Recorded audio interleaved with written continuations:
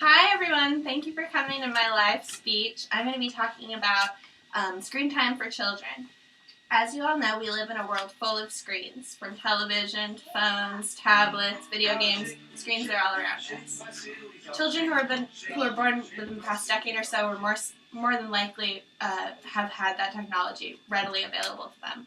With 24/7 streaming channels like Netflix and Hulu, children's programming is always available, 24/7.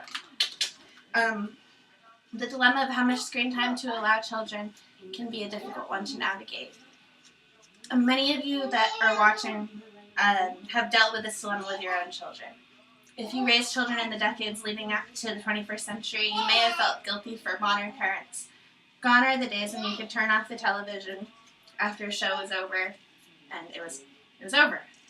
Another thing is, in today's brave new world, sometimes it almost seems safer to have your kid inside happy watching TV. Unfortunately, that is not a healthy lifestyle to encourage for a child. I plan to present some viewpoints regarding screen time, as well as share with you some professional opinions. So why is screen time bad for kids? According to Kaiser Permanente's program, Thriving Schools, screen time for children has a variety of negative effects. Kaiser Permanente is a healthcare company or health insurance. They describe themselves as an integrated managed care consortium. According to their website, Thriving Schools is an effort dedicated to improving the health of students, staff, and K-12 students. They list the following as being side effects of too much screen time. Poor performance in schools and lower reading scores.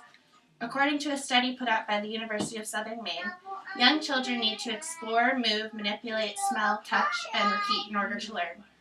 Children learn language when others interact with them and when they refer their expressions and respond to noises and questions. Excessive television watching can impede this development. The television and the computer do not talk back in a genuine way. Other side effects of excessive screen time are disturbed sleep patterns, junk food consumption, and excess body weight. The USM study that I just referred to likens this to the influence of too much commercial advertising. According to the study, children who watch TV consume more soft drinks and snacks, which are heavily advertised on television. In my research, I found that too much advertising and too much violent television are some of the more adverse types of viewing. Which brings me to my next negative side effect, violent behavior. Violent content can be some of the more potentially harmful type of programming for children to watch. It can teach children aggression, numb them to real-life violence, and introduce fears that otherwise would not have been present, or that they never would have thought of alone. The Thriving Schools program has an arguably rigid set of standards for how much television time a child should be allowed. They say 0 through 2, no screen time. Ages 2 to 3, 30 minutes a day. Ages 3 to 5, 1 hour. Ages 5 to 6, they recommend 1 to 1.5 hours. And ages 6 to 12, they recommend 2 hours per day. And that's screen time, looking at phones, watching TV, anytime they're sitting in front or looking at a screen. Excuse me. Oh my gosh. So now I will talk to you about why it's okay. Oh, there's a pizza guy. Why is screen time okay for kids? According to... This is what we're gonna do. Okay. Sorry. According to a 2015 Huffington Post article entitled "Breaking News: TV is not as bad as we thought," the study, which was published in the Child Development Program at Emory University, reveals that infants under 2 can learn signs from television time. The APA generally recommended that there was don't watch as little television as you possibly can for children, but now they're saying that putting your kid in front of an educational program for a couple of minutes won't hurt. Watching with your children, talking with them about the program, and asking questions can be a positive thing for your relationship. Talking with your child about their favorite characters and questioning the characters' decision-making can be a really positive thing for you and your kid. And it can also make them happy because they are seeing that you're interested in something that they like.